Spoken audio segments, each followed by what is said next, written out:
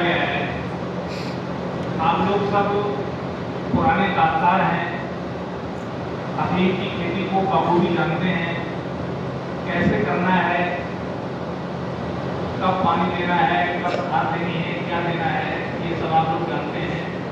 लेकिन आपको समय की जो मांग है उसके हिसाब से आपको वैज्ञानिक पद्धति की ओर अग्रसर होना होगा, क्योंकि समय समय पर बीमारियां, मौसम, बहुत सारे कारण ऐसे हैं जिनसे आप लोगों को नुकसान होता रहता है।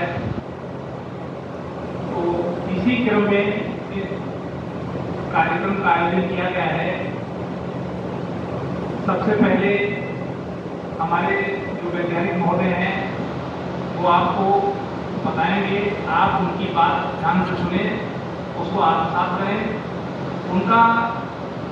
उनकी बात जब पूरी हो जाएगी, इसके बाद आप लोग एक एक करके अपनी जिज्ञासा, अपनी जो भी आपकी समस्या है, आप जो भी पूछना चाहते हैं उसके संबंध में सवाल कर सकते हैं, पूछ सकते हैं। तो इसी क्रम में आगे बढ़ते हुए मैं सबसे पहले अपने वैज्ञानिक महोदय मैं निवेदन करूंगा कि आप आए और हमारे कृषकों को अफीम काश्त के संबंध में आपके पास जो तकनीकी जानकारी है उसके संबंध में अवगत कराएं। धन्यवाद सर।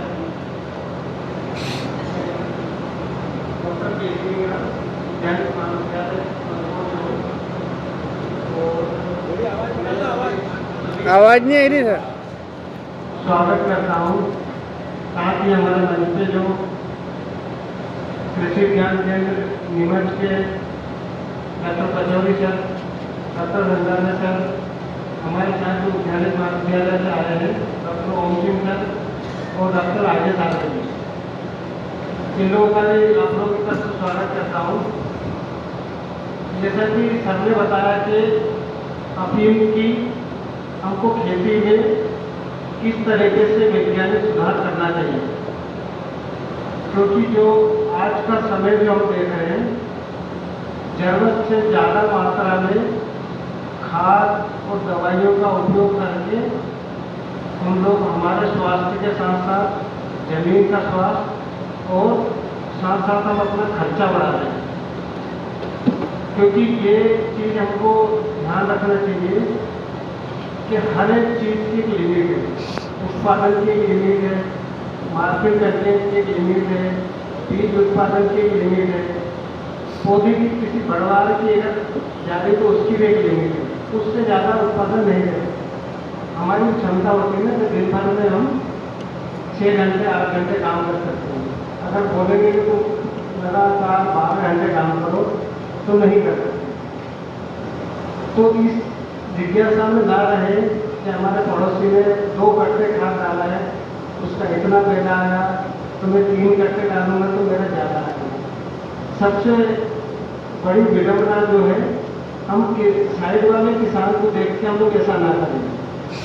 हम जो तरीके बताएंगे आपको, उस तरीके से आपको करते हो आप, तो आपका खर्चा भी कम रहेगा और जमीन का स्वास्थ्य भी ठीक रहेगा। अफीम की खेती करने के लिए कुछ जो प्रमुख बातें हैं, या फिर कोई भी खेती अगर हम कर रहे हैं उसके लिए जो मुख्य बिंदु है, सबसे पहले आपका फसल चक्र। हर साल हमको कोई भी फसल लगा दो आप, जगह को बदलना चाहिए। जगह बदलने से मतलब फसल बदलना चाहिए। अगर ये वाले खेत में, बोड़ी वाले खेत में हमने चना लगाया था तो अगली बार उसमें दूसरी फसल लगाएं, और अगर गेहूँ लगाया था तो दूसरी फसल लगाएं। जहाँ पिछली बार अफीम लगाया था उसी खेत में अफीम ना लगाएं। फसल चक्र, उसके बाद में आपके मिट्टी का परीक्षण, जिससे कि हमको पता चलेगा कि हमको कौन सा खाद कितनी मात्रा में देना है। और वो कैसे पता चलेगा कि हमारे जमीन में कौन कौन से पोषक तत्व हैं। या फिर कौन कौन से पोषक तत्व हमने छोड़े हैं अभी तक। बाकी तो हमने पूरे जमीन का शोषण कर ही लिया है। जमीन के मृदा का टेस्ट हो गया, उसके बाद में बात आती है बीज की। बीज हर 2 से 3 साल में बदलना चाहिए। बदलने का मतलब ये ही नहीं है कि आप बहुत महंगा बीज लेके आओ या कहीं से जो बीज हमको बहुत आसानी से नहीं मिल रहा उसको आप कहीं से जुगाड़ करके लाओ, ऐसा नहीं है। आपके कोई पहचान वाले हैं, कोई मिलने वाले हैं जो दूसरे गांव में रहते हैं, उससे भी हम बीज बदल सकते हैं। क्योंकि जो कीड़े और जो बीमारी जो आती है वो एक तो आती है मिट्टी से और दूसरा आती है बीज से। वही बीज, वही मिट्टी, वही जमीन अगर बार बार एक ही जगह करते रहेंगे तो कीड़े और बीमारी के जो कीटाणु हैं वो बने रहेंगे। तो एक तो फसल जल, दूसरा मिट्टी की जान, तीसरा बीज। बीज बदलना चाहिए। चौथी बात आती है बोने का तरीका। हम लोग जो वैज्ञानिक तरीके से बोलते हैं कि ओपियम की फसल को लाइन से लाइन बोना चाहिए, और किसान भाई क्या करते हैं उसको फूंक के बोते हैं। फूंक के बोने से 2 खर्चे हमारे बढ़ जाते हैं। एक तो जो मजदूर हमारे जो लगता है जो निदाई गुड़ाई करता है वो, और दूसरा क्योंकि वो बीज जो गिरा है वो कहीं भी गिरा है तो उसमें जो हमको कल्चरल एक्टिविटीज करनी है या फिर जब चीरे के टाइम पर हम जो रस्सी बांधते हैं उसमें भी दिक्कत आती है। क्योंकि हम पौधे को खाद इतना देते उसकी बढ़वार को ज़्यादा कर देते हैं, जोड़े का वजन ज़्यादा होने के कारण से फिर वो पौधे गिरने लगते हैं। अगर लाइन से लाइन बोओगे आप लगाओगे तो उसमें रस्सी बांधने में भी सुविधा रहेगी। जो हमारे मजदूर जो चीरा लगाएगा उसको भी सुविधा रहेगी, निदाई गुड़ाई करने में भी सुविधा रहेगी। साथ ही साथ आपका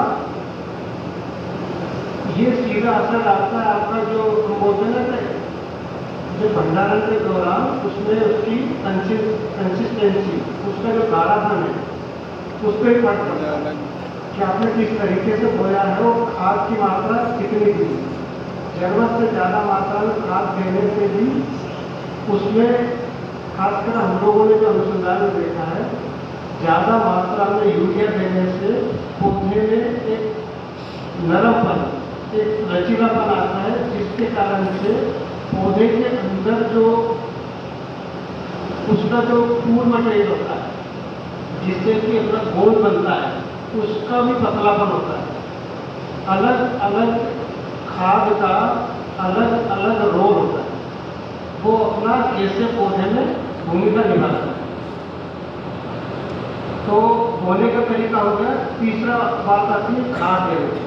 खाद देने में हम लोग जैसे हम लोग बोलते हैं कि 10 आदि के हिसाब से 22 से 25 किलोग्राम नाइट्रोजन आपका, 15 से 18 ग्राम नाइट्रोजन, फास्फोरस और करीब 5 से 6 किलोग्राम पोटाश। ये हम बताते हैं कि 10 आदि में देना, और किसान इससे भी ज़्यादा देता है। ज़्यादा देने से खर्चा बढ़ रहा है तो फसल ये हम नहीं सोचे कि फसल की बहुत ज़्यादा बढ़वार होगी तभी हमको उत्पादन मिलेगा। ज़रूरत से ज़्यादा बढ़वार करने से भी उत्पादन सही नहीं आता। अब मैंने बताया जो 22 से 25 किलोग्राम, 18 से 20 किलोग्राम और 5 से 6 किलोग्राम। अब ये आप मैंने बताया नाइट्रोजन, ना कि मैंने बताया यूरिया। यूरिया में जो नाइट्रोजन होता है वो होता है 46%, 46%, लगभग हम माने 50%। तो यूरिया अगर हम मान के चलो हम बोल रहे हैं नाइट्रोजन आपको देना 10 किलो, तो 10 किलो नाइट्रोजन देने के लिए आपको 20 किलोग्राम यूरिया देना पड़ेगा। तब जाके पौधों को 10 किलोग्राम नाइट्रोजन मिलेगा। हम सोचते हैं कि यूरिया से ही नाइट्रोजन मिलेगा, जो डीएपी देते हैं उससे में भी नाइट्रोजन होता है, दूसरे फॉर्म में जो एनपीके देते हैं उसमें भी होता है। तो हमने यूरिया तो दे दिया, उसके साथ में डीएपी भी दिया, तो उससे ज़रूरत से ज़्यादा मात्रा में नाइट्रोजन के कारण से पौधे सकुलेंट हो जाते हैं, मतलब नरम हो जाते हैं, जिस कारण से उसमें मिठास बढ़ती है। मिठास बढ़ने से कीड़े और बीमारी ज़्यादा आती है। तो जो डोज बताया जाता है उसी के आधार पे खाद डालना चाहिए। ज़्यादा मात्रा में डालने से सिर्फ हमारा खर्चा बढ़ेगा। उसके साथ में जो माइक्रो न्यूट्रिएंट होते हैं जिनका फोलिक स्प्रे किया जाए, खासकर जैसे आपका हम बोलते हैं 19-19 और 18-18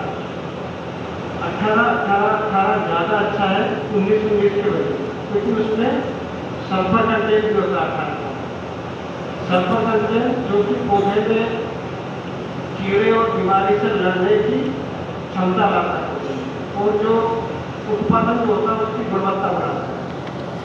उसके बाद में एक और पोषक तत्व आता है रिच कॉम्बिनेशन, उसको भी साथ में अगर मिला कर डालते हैं, पर इनका डोज कब और कितना डालते हैं, जैसे अपन 18-18 या 19-19 की बात करें तो लगभग 100 ग्राम डालना है ये 15 लीटर के टंकी में। रिच क्वालिटी करके माइक्रो न्यूट्रिएंट्स आते हैं, वो लगभग डालना आपको 5 से 8 ग्राम एक टंकी में 15 लीटर पानी में डालना है। यूरिया की मात्रा जो मैंने बताई 20 से 25 किलोग्राम, वो कम से कम आपको 3 बार में देना है। पहला तो बोने के टाइम पे जब आप नाइट्रोजन के साथ में फास्फोरस, पोटास या दूसरी चीज भी दे दो। उसके बाद में लगभग 25 से 30 दिन जब अपन पहले मिलाई गुड़ाई करते थे, वो तीसरा डोज उसका लगभग 60 दिन का, 60 से 65 दिन के, 60 से 65 दिन 70 दिन के बाद में यूरिया हमको नहीं देना है। जो हम DAP देते हैं ना, डाई अमोनियम फॉस्फेट, उसमें भी यूरिया आता है। 65-70 दिन के बाद यूरिया देने से पौधे में नरम बना है, उस टाइम पे हमको उसको यूरिया देने की जरूरत नहीं है, जिस कारण से पौधे जल्दी आगे भी बढ़ेंगे, जरूरत से ज़्यादा हाइट बढ़ जाएगी, जिस कारण से उसमें जो अंदर उसका फूड मटेरियल वो उसका जो गाढ़ापन है वो भी कम हो जाता है, जिससे हमारा जो गोंद निकलता है उसका भी गाढ़ापन कम हो जाता है। सल्फर और बोरान ये आपका जो दूध का जो गाढ़ापन हम बोलते हैं ना, उसको बढ़ाने में मदद करता है। नाइट्रोजन, फास्फोरस, पोटास के साथ में जमीन की आवश्यकता के अनुसार आपको माइक्रो न्यूट्रिएंट्स भी डालना है। या फिर उसका एक दूसरा तरीका हम गोबर की खाद उपयोग करें। गोबर की खाद सब किसान डालते हैं और बहुत मतलब 10 आड़ी में मुझे लगता है कोई 5 ट्राली, कोई 6 ट्राली, कोई 10 ट्राली तक डालते हो ना। हाँ, वो ज़्यादा भी डालते हैं, पर गोबर की खाद जैसे अपन बात करें कि रोटी जो अपने घर पर बनती है ना, चपाती, कहीं अपन खाने गए तो कहीं कच्ची रोटी अपने को खाने में आ गई, सही से पकी नहीं हो, तो वो आपका पेट गड़बड़ सकते हो, करेंगे ना। अगर सही से पकी हुई कोई भी चीज़ है, अगर वो सही से नहीं पकी है तो वो कहीं ना कहीं गड़बड़ करेगी। जैसे कच्ची गोबर की खाद डालने से दीमक आएगी, उसमें जो चारा है, जानवरों ने जो चारा खाना उसके बीज आएंगे। तो अच्छे से पकी हुई गोबर की खाद अगर आप 5 ट्राली में डालोगे तो बहुत सफिशिएंट है 10 आने के लिए। पर ये आप श्योर करें कि वो प्रॉपर से पकी हुई हो, अच्छे से पकी हुई होना चाहिए। साथ ही अगर आप केचुए की खाद का उपयोग करते हैं, जैसे मैंने बताया ना कि 20 से 25 किलोग्राम यूरिया आपको लग रहा है पूरे फसल के लिए, पूरे सीजन में। अगर उसको आप केचुए की खाद के साथ मिला के डालते हो तो उसकी जो इफिशियंसी है, मतलब उसकी जो यूरिया जो डाल रहे उसकी गुणवत्ता या उसकी ताकत भी बढ़ जाएगी और उसकी मात्रा भी कम हो जाएगी। क्योंकि अगर देखा जाए कि आज के समय के हिसाब से खाद मिलना बहुत मुश्किल हो गया है, इतनी आसानी से खाद नहीं मिल रहा। नए तरीके निकाल दी सरकार ने, फार्मर ID बनाओ, खाद की लिमिट कर दी, और आने वाला समय हो सकता है कि इससे भी ज़्यादा होगा, जिसमें किसानों को खाद मिलने में दिक्कत आ सकती है। तो क्यों ना हम हमारा खुद का ही खाद बनाएं। गोबर की खाद एक बार अगर आप डालोगे तो 3 साल तक काम में आएगी। आपने यूरिया डाला, यूरिया ने फसल को सिर्फ नाइट्रोजन दिया है ना, लेकिन गोबर की खाद या केमिकल की खाद या ऑर्गेनिक कोई भी यूज कर रहे हो खाद के रूप में, तो आपको जितने प्रकार के 16-17 तरह के पोषक तत्व होते हैं पौधे के लिए जरूरी, वो सारे पोषक तत्व मिलते हैं। हम लोग भी तो खा लेंगे ना, रोटी के साथ में दाल भी खाएंगे, चावल भी खाएंगे, थोड़े से सलाद भी दे दो, थोड़े से प्याज भी दे दो, नमकीन भी खाएंगे, फिर बाद में थोड़ा मीठा भी खाते हैं, तो वो सभी तरह के पोषक तत्व हमको मिलते रहते हैं। हमको बोला जाए कि तुम सिर्फ रोटी खाते रहो, सब्जी और दाल भी मिलती है तो प्रोटीन की कमी हो जाएगी, थोड़े दिन दाल खाते रहो तो कार्बोहाइड्रेट की कमी हो जाएगी। तो हम किसान हम लोग क्या करते हैं, बस नाइट्रोजन, फास्फोरस और पोटाश NPK पे ध्यान देते हैं, और दूसरे जो पोषक तत्व 16-17 तरह के जो हैं उस पर उतना ध्यान नहीं देते, जो कि पौधे के लिए जरूरी है। ये बात मैं सिर्फ अफीम के लिए नहीं बता रहा हूँ, दूसरी फसल में के लिए भी ये काम में आएगा, क्योंकि जो पोषक तत्व दाने के अंदर रहेंगे वही हमको खाने में आएंगे, तो उतने ही पोषक तत्व हमको मिलेंगे, तो हमारा भी शरीर स्वस्थ रहेगा। तो मैं बता रहा था कि जो केमिकल फर्टिलाइजर है उसको अगर आप ऑर्गेनिक के साथ में करके डालते हो तो उसकी गुणवत्ता बढ़ जाती है। केमिकल फर्टिलाइजर डाला ना उसकी, और ये जो गोबर की खाद की केचुई खाद जो डाली आपने, ये तो 2 से 3 साल तक आपकी काम करते रहेगी, लेकिन जो केमिकल वाले जो फर्टिलाइजर आपने डाले हैं, खाद जो डालती है, कुछ ऐसे खाद होते हैं जो जमीन में इधर से उधर मूव करते हैं, चलते हैं, और कुछ ऐसे होते हैं जो वहीं पे पड़े रहते हैं, जहाँ पे आपने डाला वहीं पे। फिर पौधे और जमीन में जो खाद डाला, उन दोनों में आपसी सामंजस्य रहता है, या तो पौधे की जड़ें उसके पास जाएगी या फिर वो खाद के कण को जड़ में आ जाएंगे।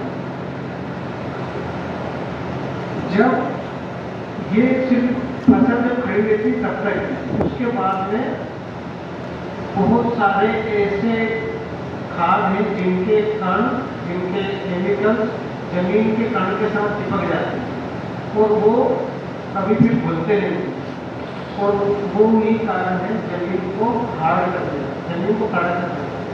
उसके लिए जो बायो फर्टिलाइजर करते हैं, अब अपन वापस से शुरू करते हैं बीज को उपचारित करने। बायो फर्टिलाइजर जो आते हैं PSB, एजोटोबैक्टर, एजोस्पाइरलम, KSB, सोयाबीन में वो काला डालते हैं ना, काला पाउडर, वो बायो फर्टिलाइजर है। ये अपने आप में होते हैं जीवाणु। एक तो ये ताज़ा होना चाहिए, एक्सपायर ना हो, ज़्यादा पुराना ना हो, क्योंकि जीवाणु के मरने की संभावना जल्दी रहती है। केमिकल फर्टिलाइजर सालों तक रखा है, पर जीवाणु हो सकता है 4-6 महीने में बढ़ जाए। तो या तो अगर लिक्विड में मिलता है आपको, लिक्विड में सबसे अच्छा आता है, बीज को अगर उपचारित करते हो, जैसे हम लोग बोलते हैं कि एजोटोबैक्टर जो आता है अभी के बीज के उपचारित के लिए बहुत अच्छा है, और ज़्यादा नहीं लगता आपको। ग्राम में अगर है पाउडर में तो 5 ग्राम प्रति किलो बीज के साथ। कार्बन के 17 अणु, हाइड्रोजन के 19 अणु, नाइट्रोजन का 1 अणु, NO3 और ऑक्सीजन के 3 अणु।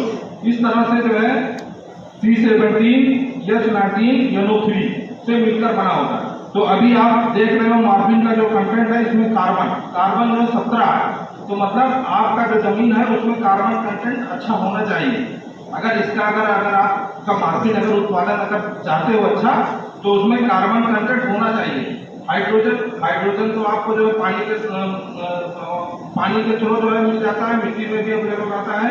नाइट्रोजन आप यूरिया के थ्रू देते हो, और ऑक्सीजन आपका नेचुरल उपलब्ध रहता है। तो जो इसका जो केमिकल कॉन्स्टिट्यूएंट्स है, ये बहुत कुछ बोलता है। तो इससे रिलेटेड हम आपको बताएंगे कि इसमें क्या कर सकते हो। मॉर्फिन क्या है? एक नाइट्रोजन कंटेनिंग जो है आपका एल्कलॉइड है। नाइट्रोजन कंटेनिंग मतलब नाइट्रोजन उसके अंदर है, नाइट्रोजन कंटेंट है। तो इसके लिए आपको क्या करना है, यूरिया का जो है ज़्यादा इस्तेमाल ना करके अमोनियम नाइट्रेट का अगर आप इस्तेमाल करोगे जो अभी नया जो रिसर्च हुए हैं उसमें अगर अमोनियम नाइट्रेट का आप अगर इस्तेमाल अगर करते हो तो आपका मार्जिन कंटेंट बढ़ेगा यूरिया की जगह। और कैल्शियम कैल्शियम में भी देखा गया है, कैल्शियम की अगर डिफिशियंसी अगर है, कैल्शियम की अगर कमी है अगर मृदा में, तो आपका मार्जिन कंटेंट बहुत तेजी से घटता है, क्योंकि कैल्शियम उसके स्ट्रक्चर का पार्ट नहीं है, कैल्शियम उसके मार्जिन के स्ट्रक्चर में नहीं है। लेकिन कैल्शियम का रोल क्या है? कैल्शियम का रोल है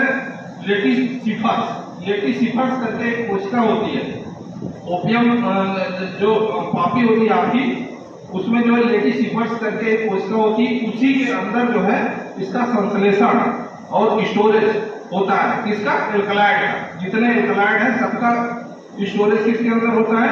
लेटिसिफस के अंदर इसका भंडारण और संश्लेषण होता है। और लेटिसिफस के निर्माण में कैल्शियम का बहुत बड़ा योगदान है। अगर कहते हैं कि माँ जो है जितना हेल्दी होगी बच्चा जो है उतना ज्यादा हेल्दी होगा, तो लेटिसिफस का जो है सीधे रिलेशन है कैल्शियम से।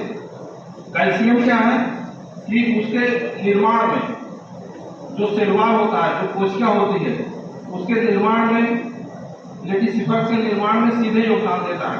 तो लेटिसिफस अगर आपका हेल्दी है तो उसके अंदर एल्कलाइड भी प्रचुर मात्रा में होंगे। तो अगर कैल्शियम अगर आप अच्छे, अभी हमारे वैज्ञानिकों ने बताया कैल्शियम आपको कितना यूज करना है, अगर संतुलित मात्रा में अगर कैल्शियम नाइट्रेट अगर आप यूज कर रहे हैं या स्प्रे कर रहे हैं तो 100% आपका मार्जिन कंटेंट बढ़ेगा। ठीक है, मार्जिन कंटेंट में। और तीसरा जो है जो जिसका बहुत बड़ा योगदान है वो क्या है? Mg, magnesium. तो ये तीन है, पहला तो नाइट्रोजन है, दूसरा कैल्शियम और तीसरा मैग्नीशियम। ये तीनों का जो है सीधे डायरेक्ट रिलेशन है मार्जिन कंटेंट से। आपके मार्जिन कंटेंट बढ़ाने के लिए इनका तीनों का विशेष रोल है। इसके अलावा एक तो ये है कि जो आपने वैरायटी लगाई है उसके अंदर मृदा का जो है संतुलित यूज करके, संतुलित यूज का मतलब इतना रिकमेंडेशन है, हाँ, उतना यूज करके आप मार्जिन कंटेंट बढ़ा सकते हो। दूसरी चीज क्या होती है? वैरायटी, प्रजाति। अगर आप प्रजाति का अगर चयन करते हो, प्रजाति का चयन अगर करते हो तो उससे भी आपका मार्जिन कंटेंट बढ़ जाएगा। हो सकता है मिट्टी आपकी जो है उतना अच्छी ना हो, उसमें कैल्शियम कंटेंट ना हो, नाइट्रोजन ना हो, उसके बाद भी अगर आप प्रजाति का अगर सिलेक्शन अगर करते हो तो मार्जिन कंटेंट उसमें बढ़ जाएगा। वो कारण क्या है? जेनेटिक रीजन है। जेनेटिक रीजन जैसे अगर माँ बाप अगर लंबे हैं तो बच्चे क्या होंगे? लंबे होंगे, या तो उनकी हाइट के होंगे या तो थोड़ा सा हो सकता है कम हो जाए, लेकिन रहेंगे, उनके अंदर जेनेटिक कैरेक्टर आएगा। तो इसी तरह से अगर आप वैरायटी का अगर यूज करते हो तो फिर आपका मार्जिन कंटेंट बढ़ जाएगा। 10%, 12% तक आपको मार्जिन कंटेंट मिल सकता है। इसके लिए जो है जवाहर अफीम सिस्टीन हमारे यहाँ से जानकी महाविद्यालय से निकाली गई है। जवाहर अफीम सिस्टीन लेटेक्स के लिए और सीड के लिए दोनों के लिए अच्छी प्रजाति है। यमुपी 539 और 540 ये भी बहुत अच्छी प्रजाति है। इसमें मार्जिन कंटेंट जो है अच्छा होता है, 10 से 12% तक मार्जिन कंटेंट आप गेन कर सकते हो, इससे ले सकते हो। तो वैराइटल है, वैराइटल अगर वैरायटी का चयन करते हो अच्छा तो आपको अच्छा मिलेगा। और इसके बाद फिर जवाहर ओपियम सबसे पहले जो बातें अभी आई उसमें से मैं आपको बता सकता हूँ ऑर्गेनिक कार्बन की बात की।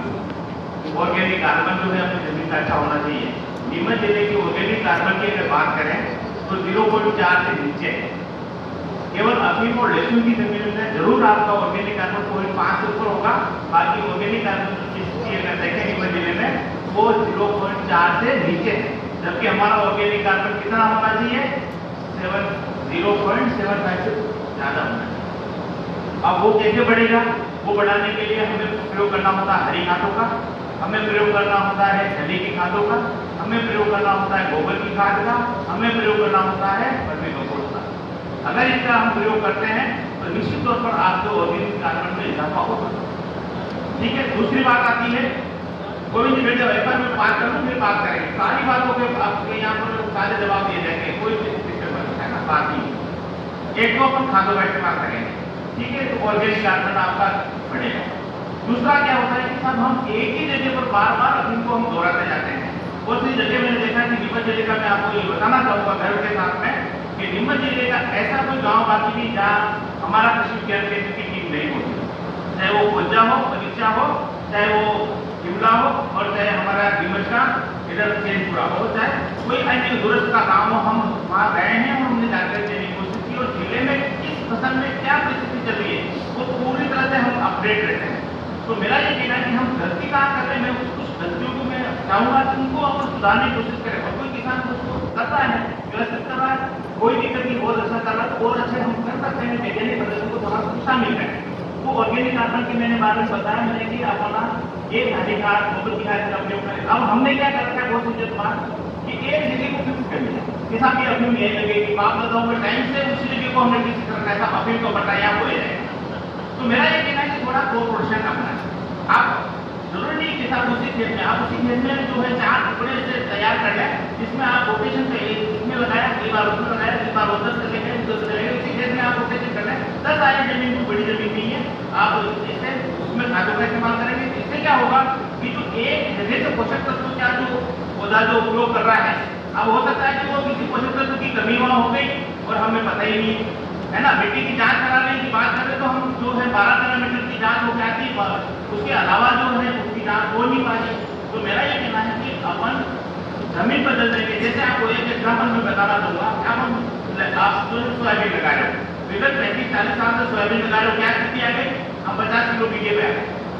क्यों आ गए? क्योंकि एक ही खेत में सोयाबीन की जगह सोयाबीन हम लगाते जा रहे हैं और हमें आपको सामने दिखाई दे रहा है क्योंकि कीट व्याधियाँ बढ़ती जा रही है और साथ ही साथ में पोषक तत्व और उसी कारण से ये सारी चीजें हो रही। तो हमें थोड़ा कोशिश करना है कि हमें ऐसा संभव क्रॉप रोटेशन रखना है, यानी कि फसल की जगह जो है बदल।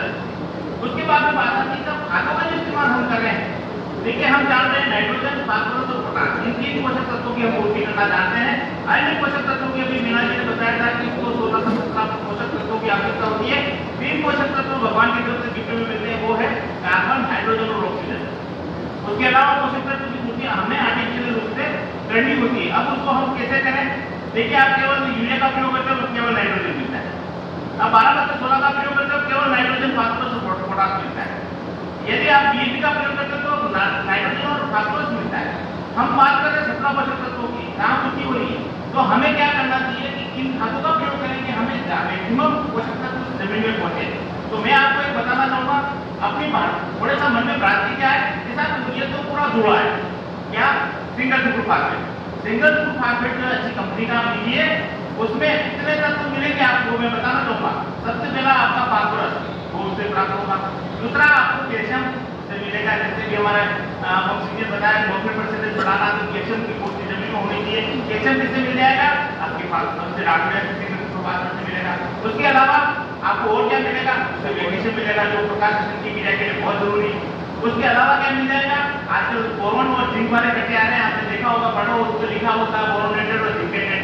तो कितने 6 पोषक तत्व आपकी बिना चाहे उस खेत में पहुंच जाएंगे। कौन कौन से पहुंच गए? फास्फोरस पहुंच गया, कैल्शियम पहुंच गया, मैग्नीशियम पहुंच गया, सल्फर पहुंच गया, बोरोन पहुंच गया और जिंक पहुंच गया। 6 तत्व पहुंच गए। फिर पोटाश में लेना ही है 7 और 8वां हम नाइट्रोजन जो है यूरिया के रूप में और कैल्शियम नाइट्रेट के रूप में इसका इस्तेमाल करते हैं। 8 तत्व तो आपने वहां पहुंचा दिए। 3 भगवान की तरफ से कितने में हो गए? कितने हो गए? 11 तत्व हो गए। उसके बाद में हम और कुछ सूक्ष्म पोषक तत्व आते हैं जिनका हम स्प्रे के रूप में भी हम इस्तेमाल कर सकते हैं। जो मल्टीप्लेक्स आते हैं इनका इस्तेमाल भी बाद में कर सकते हैं, परंतु इनिशियली स्टेज में हमें जो है, अब बहुत से लोग जो है डीएपी को गोल कर देते हैं। ये कौन सी पद्धति के साथ डीएपी को गोल गोल करते हैं, अपना जो हमें में चला रहे हैं। अब बताइए, अब किसानों से मैं बताना चाहूंगा कि मैंने जब जिले का बताया कि ये स्थिति एक साथ हम कोई गाँव नहीं छोड़ा, किसान को हम देखते हैं क्या कर रहे हो कि साहब हम डीएपी बोल के दे रहे हैं, हम पूछते क्यों दे रहे हो कि साहब वो इससे पौधे की ये हो जाती है। वो सारे फोन पर सुनते हैं साहब तो मैंने डीएपी दिया, बताओगा फसल की जो आपने जो क्यारा है, जहाँ से आपने पानी चलाया वहाँ क्या स्थिति साहब, वहाँ पीला पड़ रहा है, नीचे क्या स्थिति है साहब, वहाँ तो खड़ा है। किसान बता रहा है, किसान जहाँ से चला रहे डीएपी वहाँ तो पीला पड़ रहा है। जहाँ पर वो एंड पॉइंट है जहाँ पर पानी के, तो वहाँ पर तो होते ही उसका भाग जो है कम मात्रा में होता है, तो वहाँ पर वो फसल हरी भरी मिली है।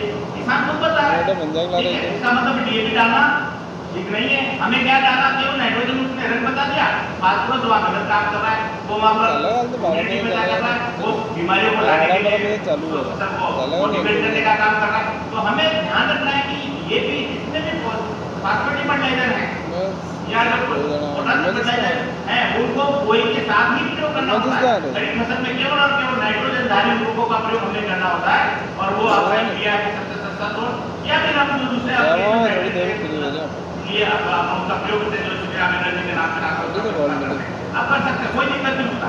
परंतु उसका भी एक समय है, मॉर्बिड परसेंटेज आप जानते हो, तो उसका भी समय 75 दिन के बाद में किसी प्रकार के कोई खादों का इस्तेमाल नहीं करना है। और हम क्या कर रहे हैं, इस पर आप थोड़ा नजर घुमाइए। हम हर पानी में जब कीड़ा लग रहा होता है, हर पानी में यूरिया, हर पानी में डीएपी को घोल करके दे रहे हैं, और फिर जो उसकी गाढ़ता की बात आती है, वो गाढ़ता की क्या स्थिति बनती है आपको तो अभी हमारे OMC ने बताएगी। तो गाढ़ता जो है वो वहाँ प्रभावित हो जाएगी, क्योंकि हमने लास्ट कीड़ा भी चल रहा है, यूरिया भी दे रहे हैं और पानी भी दे रहे हैं। जबकि हम कहते हैं साहब उगलवान किसको कहते हैं, उसके बाद हमें कुछ देना ही नहीं है, पानी की देने की जरूरत ही नहीं है। परंतु ठीक है साहब आपका पानी, उसके लिए वो पानी की मात्रा बढ़ जाती है, उसकी कंसिस्टेंसी में फर्क पड़ जाता है और सारी चीजें आपको दिखाई देती है। तो मेरा ये कहना है कि थोड़ा सा इन बातों पे आप ध्यान दें। उसके बाद में बात आती है, अभी बताया था हम फुटबॉल विधि से और लाइन से बोल सकते हैं, दोनों के फायदे और नुकसान बताएं कि हमें क्या फायदा होगा, क्या नुकसान होगा, है ना। तो कोशिश करेंगे कि सर हम सभी पूरे जो सारी का बट्टा है उसमें जो है लाइन से नहीं बोल पा रहे, कोई बात नहीं, आप जो है आधा बात में आप लाइन से बोलने की कोशिश करें, आपको खुद को रिजल्ट पता लगेगा, आपको तो उसमें एक्सपेरिमेंट हो जाएगा और आप फिर वो खुद करने लग जाओगे, ठीक है। तो आप कुछ आप उसके बोलो, आप लाइन से निकाल दो, तो आपका जो है आपको खुद को हमारे मैनेजमेंट जिले में बताना चाहूँगा कि हमारे ड्रिप जो है लोग उसको करने लगे, मर्सिंग भी हमारे अफीम को लेने लगे हैं, और निश्चित तौर पर उनका उत्पादन भी अच्छा रहा है और बहुत सारी समस्याओं का समाधान भी ऑटोमेटिक होते जा रहा है। तो आप उसमें थोड़ा सा आगे करें। उसके बाद में बात आती है, जैसे हमारे आयुर्वेद में सारी चीजें आपको क्लियर नहीं करूँ तो थोड़ा सा मैं बताना चाहूँगा कि आप बोई कर रहे हो तब से लेकर के काली मसीह जिसको आप कहते हो, वो जन्म से ही उसका पीछा कर देती है, और वो जब तक आपकी अफीम जो है एंड तक नहीं पहुंचती तब तक उसका पीछा छोड़ती नहीं है। अब क्या होता है, काली मसीह कहाँ आती है, जिसको डाउनी मिल्ड्यू बोलते हैं, वो पत्ती की नीचे सतह होती है, और आप स्प्रे कर रहे हो वो अब नीचे बैठी हुई है, और जब तक कॉन्टेक्ट प्रकार का पेस्टिसाइड उसके संपर्क में नहीं आएगा वो काली मसीह जाने वाली नहीं है। हम ऊपर पर स्प्रे कर रहे हैं, वो कुकड़ा हो गया, सब नुमा हो गया आपका पत्ता, और वो काली मसीह यहाँ बैठी हुई है। तो हमारा को क्या करना है, स्प्रे करते समय ध्यान रखिए कि हमारा नोजल जो है थोड़ा सा घुमा करके उन पत्तों को भी हमें कवर करना है जहाँ पर काली मसीह लगी हुई, ठीक है। इनिशियल स्टेज में जो है आपको दिखता है, वो नीचे आप देखोगे तो काले रंग की पूरी फफूंद जो है उसकी ओवर ग्रोथ दिखाई देगी, उसके बाद पत्ती पीला बनाना और सारी चीजों के साथ वो थोड़ा तक उसमें उसके लक्षण दिखाई देते हैं। तो काली मछली को नियंत्रण करने के लिए सबसे पहले जो काम करना है वो करना है हमें बीजोपचार, और बीजोपचार करने के लिए कौन सी दवा का प्रयोग करेंगे, मेटालेक्सिल 35 है ना, एसडी के नाम से दवा आती है, 35 एसडी के नाम से, जिसकी मात्रा लेंगे 10 ग्राम प्रति किलो बीज, कितने 10 ग्राम। अब आपका जो मात्रा कितनी लगती है बीज की, लगभग 1 किलो मात्रा जो सारी आप लगाते हैं, ठीक है ना। मात्रा तो 1 किलो की सफिशिएंट होती है, परंतु हम सीधा पौधे कम उगेंगे तो हम उसमें छनाई भी करते हैं, ठीक है। 1 किलो तक डालना तो 10 ग्राम मात्रा आपको बीजोपचार करना। बीजोपचार करने के लिए क्या करें, एक प्लास्टिक की थैली में उनको बीज को भर लें, उसमें आपको उसमें जो आपका मेटालेक्सिल 10 ग्राम वो डाल करके उसको अच्छी तरह से मिला करके आप उसको बोए, आप टाइप से कर रहे हो, आप जैसे कर रहे हो, जैसा करना चाह रहे हो आप करिए। उसके बाद में बात आती है, ये हो गया आप जो अंतिम जुताई कर रहे हैं, तैयारी कर रहे हैं, तब मेरा थोड़ा कुछ और चीजें भी उसमें ऐड करनी चाहिए। उसमें एक आता है ब्रेम, जिसको आप माइक्रोरेजा बोलते हैं, और आपका जो अफीम का उत्पादन जो आपको बढ़ाना है तो माइक्रोरेजा का आप जरूर इस्तेमाल करो। ये आपका जो है फफूंदी है, और ये आपके जड़ के साथ में संबंध बढ़ा करके और फास्फोरस, स्पेशली फास्फोरस की उपलब्धता जो है बढ़ाने का काम करेगी। जमीन में जो फास्फोरस जमा हुआ है उसको उपलब्ध कराने का काम माइक्रोरेजा करेगा। इसके लिए आप 4 किलो की जो बाल्टी आती है उसको 10 आने में आप उपयोग कर सकते हैं, ठीक है। उसका आप इस्तेमाल करेंगे तो अच्छे आपका उत्पादन आने वाला है। उसके साथ ही साथ में उसमें कुछ ट्राइकोडर्मा विरिडी करके एक फफूंदीनाशक आता है, आप उसका भी इस्तेमाल कर लें। इसको कैसे करना है, घर में कंपोस्ट लाए, ढेर ले लें, 25 किलो 50 किलो आप चाहे ले लें, कोई उसका साइड इफेक्ट नहीं है। उसमें ट्राइकोडर्मा को डालना है, और वो मात्रा जो है आप अगर बात करें 100 ग्राम 10 आने में वो सफिशिएंट है। 100 ग्राम मात्रा और आधा किलो में ले लोगे तो कोई उसका साइड इफेक्ट नहीं है। उसको मल्टीप्लाई करना उस गोबर की खाद में या वर्मी कंपोस्ट में और नमी फैक्टर्स का प्रयोग कर देंगे। जब आप दाना दिया है या बो दिया है तो उसके बाद आप पानी पिला तब तक उसका इस्तेमाल करेंगे। वो जैविक फफूंदी है, हानिकारक फफूंदी को खाने का काम वो करेंगे। तो ट्राइकोडर्मा वो बहुत अच्छी चीज है, उसका आप इस्तेमाल कर लीजिए। एक बात और करनी है कि क्यारे हमेशा छोटे बनाने और हम क्या कर रहे हैं 10 आने के है ना 10 क्यारे या 10 आने की 20 क्यारे है ना फिक्स कर लिया था कि लंबा जितना खेत लंबा उतना लंबे में लिया उतना लंबा ले लिया। उसी स्थिति में क्या होता है जो बीमारी जो है ऊपर है वो बीमारी पूरे क्यारे में आती जाएगी यानी नीचे तक भी उस बीमारी का प्रकोप मुझे दिखाई देगा। हम क्यारे छोटे बनाएंगे आप सोच रहे हो कोई संख्या कम हो जाएगी, ऐसा कुछ भी नहीं है। उदाहरण आप जानते हो कि कितने दूरी पे करने से क्योंकि जितना वो फैलाव रहता है कितने नंबर ऑफ कैप्सूल आ जाते हैं तो ऐसा कोई फर्क नहीं पड़ेगा। हमें यथासंभव कोशिश करनी है कि बीच में कट लगा करके घोड़े निकालने ताकि हमारा जो कोई बीमारी इधर से उधर जा रही है वो ट्रांसमिट होने से रुके। ठीक है, ध्यान एक काम और करना है हमें बुआई करते समय ये बातें बिल्कुल ध्यान में रखना है कि उसके आसपास में कोई किसी प्रकार की ऐसी फसल नहीं लगाना है जो उसके बीमारी के जो रोग जनक है वो उसके समान हो। जैसे आपकी बेटी है, आपका धनिया है और आपने लगा दिया सफेद मक्खी उसके आती है, सफेद मक्खी उसको भी आती है, वहां से वहां ट्रांसमिट। तो आप ध्यान रखें ये फसलें आप आस पास नहीं लगाएं, केवल पास में लगाना गेहूं लगा लें। मक्का आप लगा लें, आप लगा लीजिए, मक्का आप उत्तर साइड में लगा लें, पश्चिम साइड में लगा लें। हमारे यहाँ प्रैक्टिस क्या चारों तरफ मक्का लगाने का, चारों तरफ लगाने से क्या होगा जब वो ठंडी हवा कभी अंदर घुस गई ना तो फिर वो उसको जला के बाहर निकलेगी। हमें क्या करना है कि दक्षिण साइड को हमें पूरा छोड़ना है ताकि वो हवा अंदर घुसे वो आगे निकल जाए वापस। हमने क्या करा चारों तरफ बाढ़ लगा जैसा हमें जो ठंडी हवा से रोकना है दूसरी साइड पर उसकी आपको जो भी आपको मक्का की रेल लगानी है ग्रीन नेट लगानी है आप लगा लीजिए। ठीक है, तो आप ये थोड़ा ध्यान रखें। आसपास में बेर का पौधा है उसकी छटाई कर लीजिए पहले से, कॉटन वीडियो जो है वहां से भी ट्रांसमिट होने की संभावना है। काली मस्सी की बात करें, काली मस्सी किन किन फसलों पे आती है जैसे हम सब जने जो है उसमें पावर प्रकाश जिसको आप धमुका बोलते वो उसमें लगा देते हैं, साफ सब्जी खाएंगे और वही आपको फल की जगह भी उसमें उसको जोड़ी जोड़ी में धमुका की छटाई डाल तो वो काली मस्सी का जो है बहुत बड़ा रोग दे सके। आप उसको वहाँ खेत में जला हुआ समझिए। आसपास तो चने की फसल को भी मत कर रही है। बहुत सारे लोग कहते हैं अरे दादा चीरा लगाने जाएंगे तो वो उसको सेक के खाएंगे, ओड़े खाएंगे। अरे भैया ओड़े उसकी डोडे की लट और उसकी लट देखेंगे वो उसको हाथी जरा बोलते हैं, हेलीकॉप्टर हाथी जरा बोलते हैं। उसकी जो उसकी चने की खेती को खानी है वही उसकी कैप्सूल को आपको खाने की तैयार करिए। तो हमें थोड़ा सा इन बातों का करते हुए दूसरा हम जब छनाई कर रहे हैं तो छनाई कर रहे हैं उन पौधे को कहाँ छोड़ देते हैं उसकी डोरी के ऊपर छोड़ देते हैं। कोई किसान ऐसा बहुत कम किसान है जो उसको निकाल करके जमीन में गाड़ते हैं। बताओ कोई गाड़ने वाला है क्या? वो उसी डोरी के ऊपर छोड़ देते हैं। जो छनाई करी अच्छा है तो उसको सब्जी बनाने के लिए घर जाएंगे और बाकी क्या करेंगे वहीं पर पटक दिया। और बहुत सारे लोग तो अरे निकालना के बाद तो निकाल करके कहाँ ढेर कर देंगे बाहर जाकर गाड़ी लाने का रास्ता है मैं लाके ढेर कर दिया ऊपर फिर ऊपर होके जा रहे हो वो बीमारी जो है वापस आप ही अपने पैरों से अपने द्वारा जो है हवा के द्वारा वापस कैसे पहुंच गई। तो आप थोड़ी सी सावधानी आप रखेंगे निश्चित तौर पर हम अच्छा उत्पादन पर ले सकते हैं। उसके बाद में बात आती है सर काली मछली का सब बड़ी फसल हो गई है हमें क्या करना चाहिए। देखिए अफीम के लिए मैं आपको ये कहना चाहूंगा कि पानी आने से पहले पाड़ बांध देंगे, पानी आने से पहले पाड़ बांध दो यानी प्रोफाइलेटिक स्प्रे हमें करना होता है। और वो दवाएं जो मैं बता दूं बाजार में बहुत सारी दवाएं उपलब्ध है ना और कंपनी जो है उसी हिसाब से काम करती है कि किसमें किसका मार्जिन है क्या है। मैं किसानों के हिसाब से बात कर रहा हूँ कि हमारे जो ट्रांसपोर्टेशन विभाग के द्वारा जो प्रोजेक्ट दिए हुए हैं इसमें आनंद विलास है हमारा उदयपुर है हमारा मंदसौर है इनकी जो रिकमेंडेशन है वो ये है आप मेटालेजिल प्लस मेल्कोजेब इसकी जो 8% मेटालेजिल और 64% मेल्कोजेब जो आ रहा है जो बहुत सारी कंपनियां अलग अलग नामों से बढ़ाती है जैसे टाटा मार्केट के नाम से बढ़ा रहा है मिस्टर साइंस रिलेटिव के नाम से बढ़ा रहा है ना कोई एडीयू के नाम से बढ़ा रहा है। इसका आप इस्तेमाल करिए और इस्तेमाल करने के लिए सबसे पहला जो स्प्रे आप कर रहे हो आग मिक्स करके 30 मिनट करिए। आपको ये नहीं देखना मेरी बीमारी आई या नहीं आई पहले जो उपचार कर दिया फिर आप 30 दिन पे स्प्रे करिएगा पहला मेटालेजिल प्लस मेल्कोजेब 8 बोलेंगे उसकी 2.5 ग्राम मात्रा प्रति लीटर पानी के हिसाब से स्प्रे करेंगे। इसके साथ स्ट्रेप्टोसाइक्लिन नाम की एक पूरी आती 6 ग्राम की उसकी 2 ग्राम मात्रा ऐड करेंगे। 2 ग्राम मात्रा ऐड कर ली तो थोड़ा गुनगुने पानी में घोल करके फिर ऐड करेंगे। और उसके बाद में एक रस उसमें मैंने आगे जी बताया था कोयला लगता है ना उसमें और भी जो है रस उसमें कीड़े लगते हैं और आपने देखा होगा उसमें जो है पत्ती को कल्चर कर रहा है उसके तने को कल्चर कर रहा है तो वहां पर रस बाहर निकलने लगता है। तो हमें थायोमिथोग्राम नाम की एक दवा आती है थायोमिथोग्राम 25WG जो इक्तारा के नाम से आप सभी जानते हैं प्रसिद्ध ब्रांड जो आप इक्तारा यूज करते हो उसका हम इस्तेमाल करेंगे। और ये मेरा 30 दिन पे होना है। दूसरा स्प्रे इसी का 45 दिन पे होता है। बस उस समय हमें क्या करना है, ये थाइमेथोक्साम को हटा देना है, क्योंकि हमें लागत भी नहीं बढ़ने देना है, हटा दिया। तीसरा स्प्रे हम करेंगे 70-75 दिन में, तब वापस थाइमेथोक्साम को ऐड कर देंगे और स्टेप्टोसाइक्लिन को हमें हर स्प्रे में प्रयोग करना है। चौथा स्प्रे हम करेंगे सफेद मस्ती का, और वो समय होगा 90 दिन, है ना। और 4-5 दिन प्लस माइनस आपने तो 90 दिन हो गए तो उसकी जगह कीटाणु हो गए, सामने पंचायती कोई दिक्कत नहीं, 5 दिन प्लस माइनस चलेंगे। आप 90 दिन पे मैं एक समय बता रहा हूँ, 90 दिन के 2-4 दिन आगे पीछे हम स्प्रे करेंगे सफेद मस्ती का।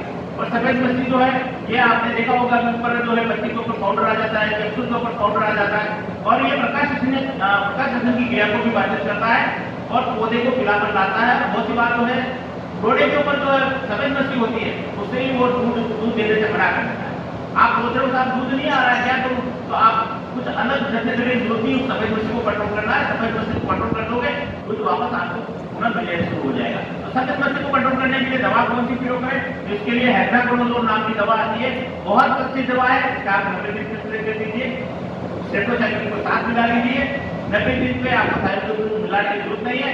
फिर स्प्रे करिए आप सफेद मस्ती का, उसमें आप फिर ये दवाएं जो है जो आपका कौन सी लेनी है, आपको लेना है हेक्साकोनाजोल प्लस स्टेप्टोसाइक्लिन प्लस आपको थाइमेथोक्साम को लेकर के 105 दिन में ये 5 स्प्रे अगर किसान शेड्यूल में ले लेता है। समस्या यहाँ आती है किसान 50 से 60 दिन तक अरे आपको बीमारी नहीं थी तो क्यों स्प्रे करूँ, और फिर वो बीमारी कंट्रोल नहीं होगी, और फिर हम क्या करते हैं दुकानदार के पास जाएंगे और नाना प्रकार की दवाओं को 1, 2, 3, 4 मिला के स्प्रे करेंगे, और ऐसी स्थिति में हम 1 लाख का बिल पड़ा। 10 आने में कितना था, 1 लाख में। अब आप मुझे बताइए 1 लाख रुपए में अभी में आपने क्या कमाया भैया, क्या कमाया आपने, एक क्विंटल बीज आया, एक क्विंटल का 1 लाख मिला। फिर आपने जो विभाग को जो अफीम दी है उससे कितना आपने मिला, आप थोड़ा धंधा करिए। मैं तो कह रहा हूँ कि आपने समय पे काम करा, कई 1000 रुपए में 10 तारीख का पट्टा पक जाएगा, बस समय पे करना है। 7 बांधने में दूसरे के पास भोगने से नहीं होगा।